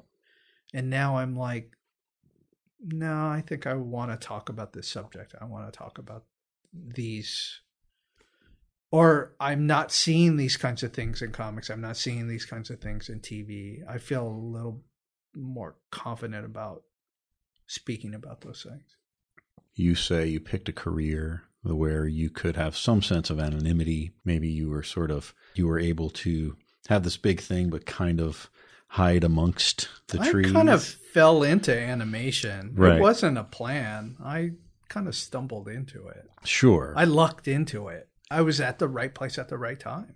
Yeah. So all of you listening out there, what you have to do is, number one, be at the right place at the right time and know how to draw hands. I mean, I hate to say it. I mean, I'm not saying that I didn't work hard. I'm not saying that I didn't have some skills or talent, but I was very lucky. I mean, the animation industry was booming, and I got in on the ground floor of something, as it was happening. I didn't plan on it. I had to kind of adapt to fit into it. I had to play catch up. Sometimes it is good having walls and parameters or restrictions. Sometimes that's good. That makes you kind of step up. What I was getting at is this, and I'm glad this happened before Dwayne passed away, because we spent a lot of great time talking about so many different things. But he constantly was talking about all of the things that he had worked on and that he'd done, and he wasn't exactly sure just how much of a role it had played in development of young minds and things like that. He was self-deprecating in a lot of ways. And he was in my store, and all these new Justice League figures had come out. I mean, they were constantly coming out, but all these new Justice League figures had come out. And this group of young kids came in, and they were looking at the new figures. And there was a Hal Jordan figure that had come out, like a special Hal Jordan figure. And one of the kids went, "Oh, whoa, Green Lantern." And this little black kid goes, "That's not Green Lantern, man. Green Lantern's black. What are you talking about?" To him, Jon Stewart was Green Lantern. A whole generation of young African-American kids saw Jon Stewart's Green Lantern. And he was there when that happened. And he was just sort of, wow. He was sort of, taken aback by that. And I said to him, man, I see that every day. So I know you're in a vacuum where you are. You're working. And I'm here on the front lines watching this development of a culture of children who are growing up based on the things that you do. So here I am sitting here telling you a lot of the stuff that you have done and that you've worked on has truly influenced a whole generation, 2 generations coming up. And I've seen it. I've watched it happen. My daughter is one of those kids. And, I've watched it happen. And I wanted to take the opportunity to tell you that because I had the opportunity with Dwayne and I'm glad I did. So I just want you to know that, and I'm sure that there are a lot of listeners out there who feel the same way. Sometimes inside of the vacuum as an artist doing what you're doing, you're unsure. But I'm here to tell you that I have been on the front lines watching 2 generations grow up on the work that you have done or been involved with, and it really has had an effect. It's great and it means a lot to me, but I think I also distance myself from it because I don't want it to get to me either. I don't want it to feed an ego about it either. So, and I want to have a certain perspective on it. I don't want it to become too big of an effect on me that it starts skewing my judgment. So I think sometimes I'm torn about it. It means a lot, but then I also have to think, I got a lot from Toth. I got a lot from Kirby. I got a lot from these other guys. So if I'm doing that, great. I'm giving back. I'm giving back in the same way that they gave to me. I try not to read internet comments. I try not to make myself too accessible to the fans. Just I've seen it change people too, or I've seen it skew people's judgments. So I'm not doing it at any disrespect to the fans, but I also feel like too I need to kind of have my judgments a little bit intact too. Sure. Yeah. So it means more coming from kids, I think, because the feedback is a little bit more honest. I think once it elevates to a certain point and it becomes sort of a fan frenzy thing, that's where I kind of feel like I have to, step away from it. Of course. So, no, that's cool. I don't want you to think that I'm not appreciative of it, but I do sort of distance myself from any of the feedback too. I get it. I do. I understand. So but I'm here to tell you. So you're getting it from the perspective of the comic book store guy. No, that's good. It's funny. I thought it was steering towards talking about Dwayne. Well, I think plenty has been said about Dwayne. I'm happy to talk about him, but it's a bittersweet sort of thing because he was a great person and a really good friend, and I miss him. Yeah, I do too. I learned a lot from him, and I think we took him for granted. I mean, I think even, the people who work closely with him, I think Dwayne was very private, but I also feel wow, we didn't value him enough. I feel like I learned a lot about him after he passed, which I feel bad about in some ways. I don't know. Since you brought up Dwayne, I feel like I should talk about Dwayne now, But at the same time, too, I'm really guarded about Dwayne just because I know how private he was. Mm-hmm.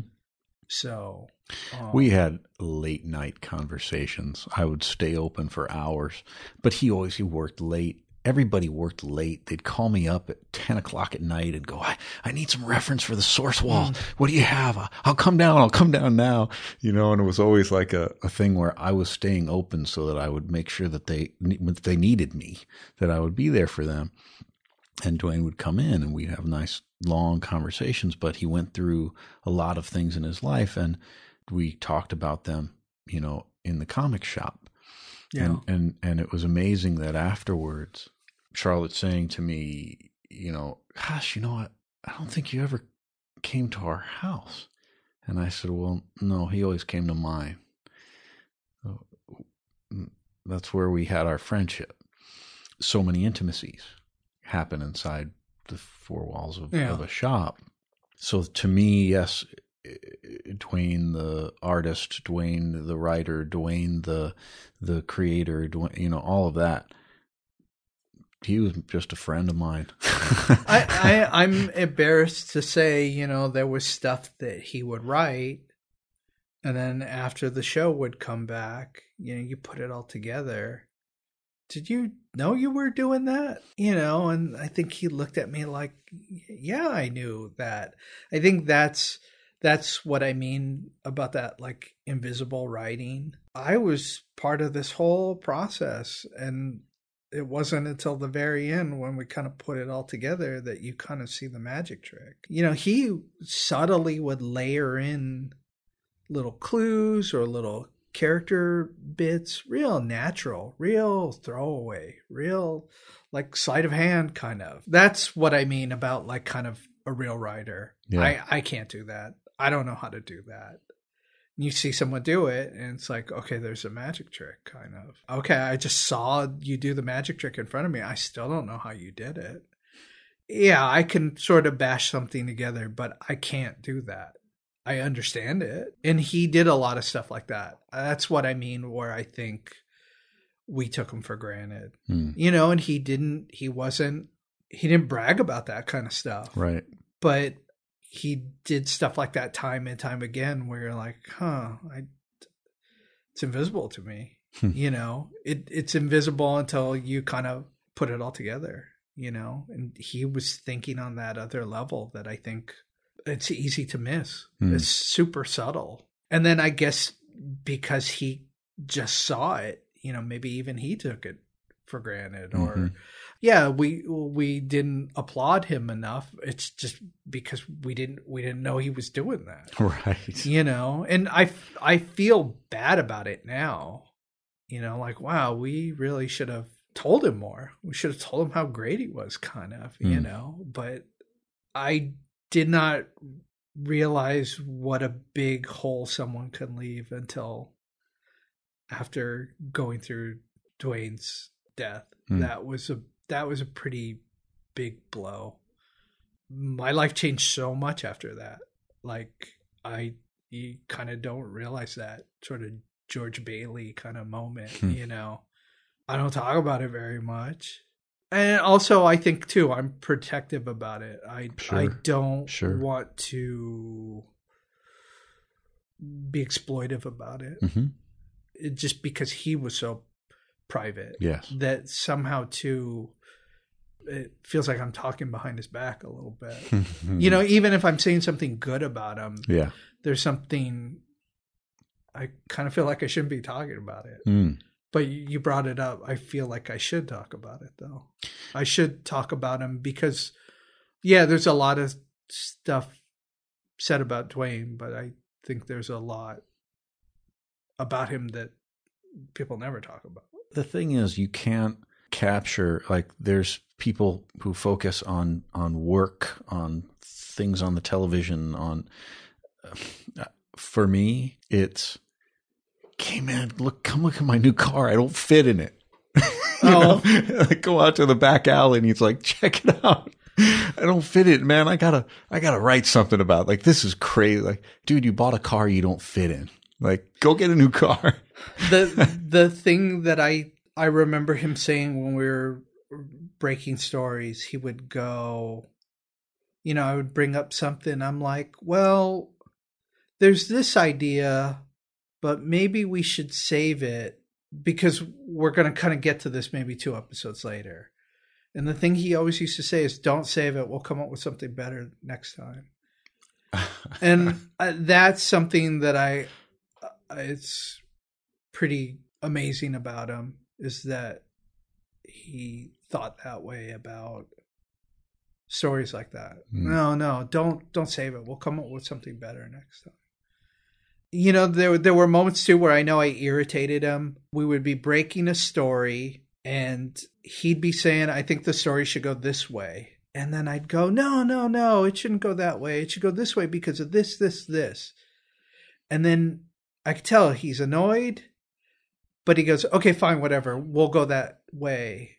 And I'm like, it's hard working with you because you always know the answers. And he goes, no, I don't have all the answers. I just make a decision. And that was pretty eye-opening too. Like, it wasn't about too many choices, I think, with him. It was always like, you get to the fork in the road, which way are you going to go, left or right? And he had enough confidence that whether the story went left or right, he could find a solution for it. And I was like, I never thought about that way.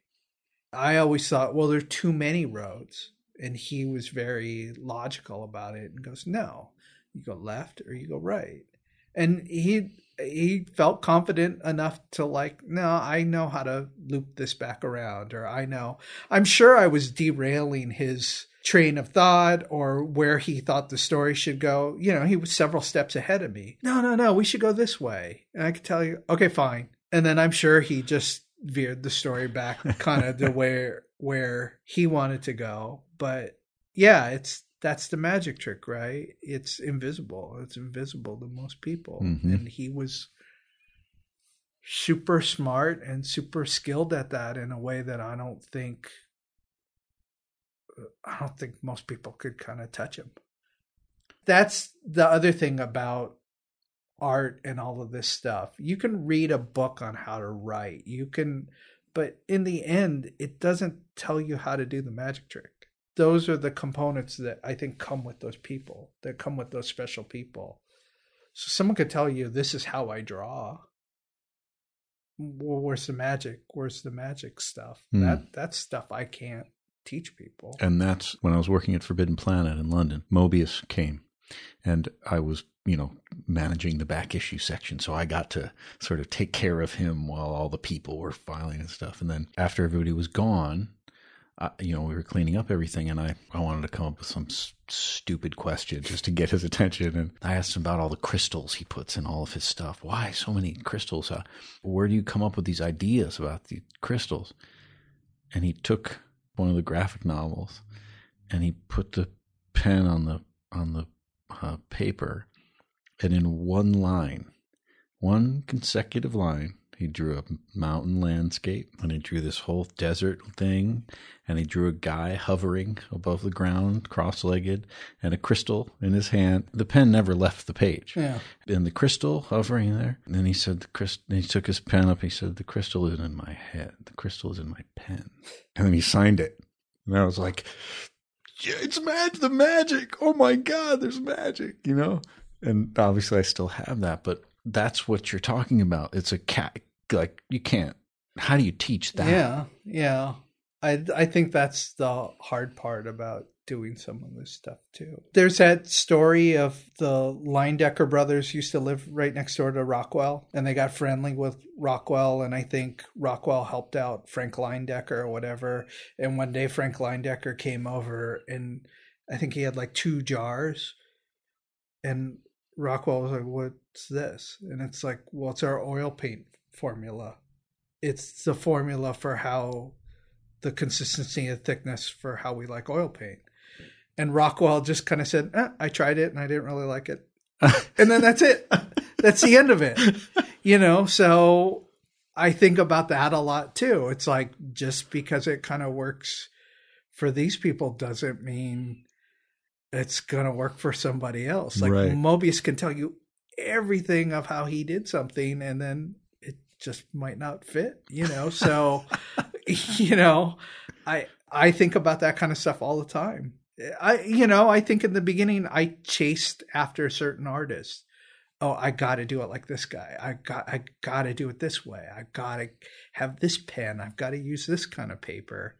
You know, you work for Bruce Timm and he's spitting out drawing after drawing of just Sharpie on Xerox paper. And that makes you kind of realize like, it's not about the pen. It's not about the paper. It's not, you know, wait, he can make these drawings that look like Joe Sinnott, you know, and he's just using a Sharpie.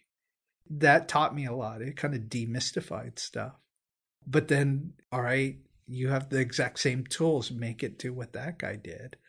You know, I can't deliver the goods, kind of.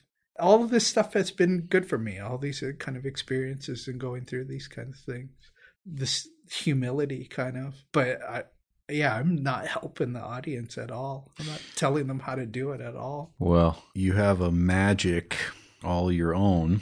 And whether you can see it or not, you have magic all your own and other people see it. That's the illusion.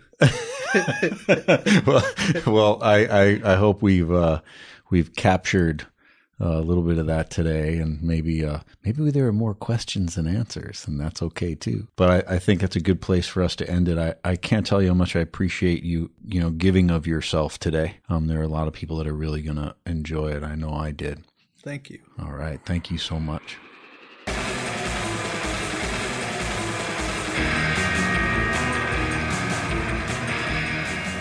The Blast Off podcast is produced by the Colonel, Jeff Fox, Scott Tipton, and me. Original music is composed and performed by Derek Anthony Gray. You can find more of his musical compositions on his website, DerekAnthonyGray.com. For more information about anything you've heard us talk about today, check us out online at blastoffcomics.com. We have an active Facebook presence, so check us out over there on Facebook. And you can reach us on Twitter at BlastOffComics or on Instagram. Or you can come by our retail location in North Hollywood in the heart of the Arts District, 5118 Lankershim Boulevard in North Hollywood, just 2 blocks south of Magnolia. See you soon.